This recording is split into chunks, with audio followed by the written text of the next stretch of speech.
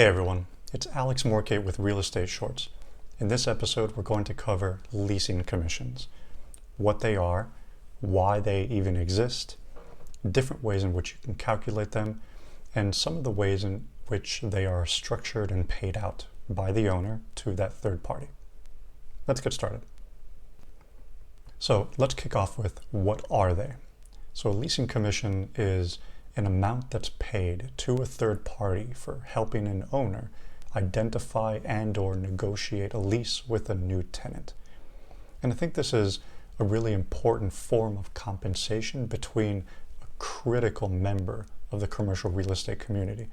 So third-party real estate agents and brokers, they make a living out of establishing good relationships with tenants across the markets that they work with. So, for example, having that perfect medical office tenant for the perfect medical office building may be hard to come by, but an owner establishing a relationship with a good leasing agent or broker may make it easier for them to find that perfect tenant. So how do you compensate that third-party professional? So most leasing commissions are based on some kind of agreement. It is a contingent fee agreement more often than not. So in the event that the lease doesn't get executed or the tenant isn't identified, then the owner may not have to pay anything. Obviously, there's going to be exceptions or exclusions, so maybe marketing costs or some upfront fees, but it pales in comparison to the global or total fee that would be due based on that service arrangement. So I think it's important to negotiate what these terms are going to be in advance to save everyone a lot of trouble. It creates the incentive for the third party to go out and work for the owner, and it gives peace of mind to the owner to know that it's going to cost a certain amount, and now they can begin to budget what that relationship and service is going to be. So on that note, what are the main ways in which you can estimate that leasing commission cost? So it really stems from the value of the underlying lease. So I understand that there's always going to be exclusions or exceptions. So maybe it's a flat fee or a flat amount, a pre-negotiated amount. But I think more often than not, it's going to be based on the value of the lease. This creates a very obvious incentive structure for the third-party representative to go out there and negotiate the longest term with the highest rent rate and the highest escalations, so that the value of the lease is as big as possible for the owner, because that creates a lot of value for the property, and therefore it creates a big commission amount for them. So in this example, I'm proposing really two ways to go about estimating leasing commissions. The first is a flat rent lease. I think this is almost like the foot in the door. It's the gateway into calculating leasing commissions. It makes the assumption that there is no annual lease escalation. I will admit that that's relatively uncommon in commercial real estate. So if you're the owner, think about signing a lease for the next 10 years with a tenant. There are few exceptions where that's possible for there not to be an annual escalation, an annual increase in the base rent rate negotiated with that tenant. It happens though. So in this example, I'm showing kind of what that math would look like. If you simply remember the rule of leasing commission being equal to the product, so we're multiplying the product of all the lease term assumptions, then you can get close to that estimate. So in this example, we have a $25 lease rate, a 5-year term, a 5,000 square foot leasable area, and a 4% commission rate. So if you were to multiply all four of those assumptions, you would get an estimate of the leasing commission. So if we take a step back, how about we only look at the value of the lease? So in this case, we've got the product of the three lease-related assumptions. So we have rent rate, lease term, and rentable area.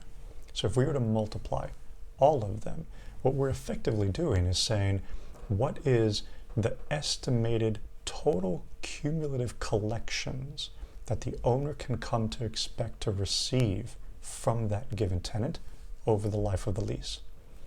So there's no discounting happening. It's really just the nominal value of that lease. So with this, we can come back and say, based on that lease amount, based on the $625,000, what is 4% of that amount? And then we can get close to that estimate. So it gets a bit more complicated when we begin to explore escalations, because I think this is where it starts to say, under the same premise, what's the cumulative amount of payment collected? But that cumulative amount is going to change through time, because 1 year is going to be slightly higher or greater than the prior year. So I think one easy way to do this is just to simply take a look at and estimate each year.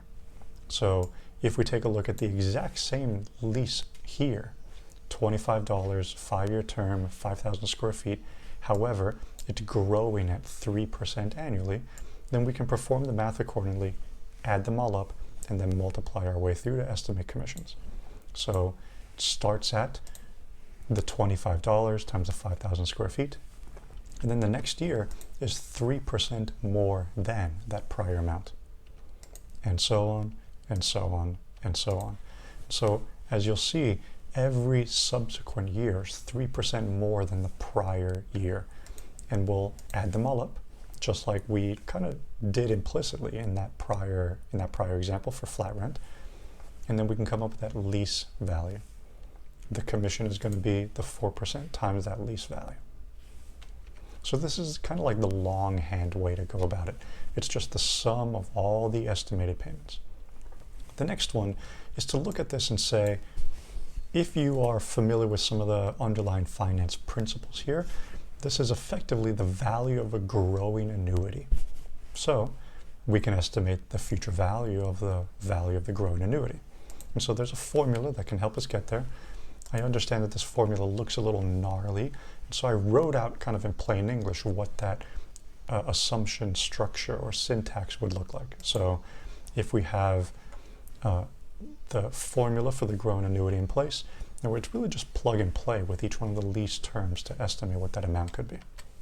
We'll end up getting to the same point. And again, once we've kind of opened up that box of understanding or reference that this is a time value of money function, we can use the FV function in Excel or on your calculator to get you to the exact same place. So I propose these 3 different options because, again, they'll all get you to the same answer. It just depends on whether you are more inclined or have the time or have the tools to get you towards one or the other based on your preference. So again, 3 ways. Simply take the sum of all of the future cash flows and multiply by the commission amount. Next, use that principle of the value of the growing annuity. That's number 2. And then finally is the future value function to help you get to that total lease value, and then from there, the commission amount. So I think the final point, as we kind of start to digress a little bit from the calculations, is the timing. And I think it's that timing that's going to be crucial in your negotiation with that counterparty as an owner, or if you are the third party, to make sure that you are getting paid when you think you should get paid. So there's a lot of variability here. This is up for negotiation, just like mostly everything in real estate. But when those payments occur, when those cash outflows occur for the owner, is going to be very important for capital budgeting, loan metrics, performance metrics overall. So I'm proposing a handful of examples. These are by no means the only ways to structure or stagger the payments, but there is some logic behind them, and we'll dive into one of them in a moment. So the first is going to be at the signing of the lease and when the tenant takes occupancy.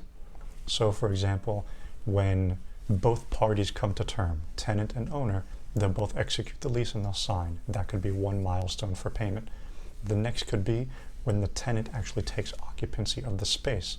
Let's say the space is ready, it's turnkey, and they can move right in right away. So then the other half would be due then. Another example is maybe it's at the signing of the lease, but then they have to wait a couple months because of, let's say, free rent or build out. And so when rent commences, that may be different than when occupancy starts. So rent commencement could be another milestone. or it could be at an anniversary date or another milestone date. So when sales for the tenant meet a certain number, or when a certain number of months or periods have elapsed, there could be another milestone payment. There's no hard and fast rule. Everything is up for negotiation, but I wanted to illustrate a couple of examples about what that timing could be, because this is going to have direct implications in the way that you estimate cash flows and therefore return metrics, valuation, and so on. So as we begin to wrap up, this was the first of an installment in the series of leasing in general, leasing commissions in specific, where we explore what the leasing commission is. It's that form of compensation and certainly incentive to get a third party to bring tenants to your building. The different ways in which we calculate it, flat rent and with escalation. And then finally, to keep in mind that timing of those payments are going to be important for you as an owner and certainly for you as a third-party representative. So there are a handful of other videos that I'd recommend you take a look at, including other concessions like free rent and tenant improvement allowance. And as always, if you have any questions, comments, concerns, or feedback, I look forward to hearing from you. Thanks again.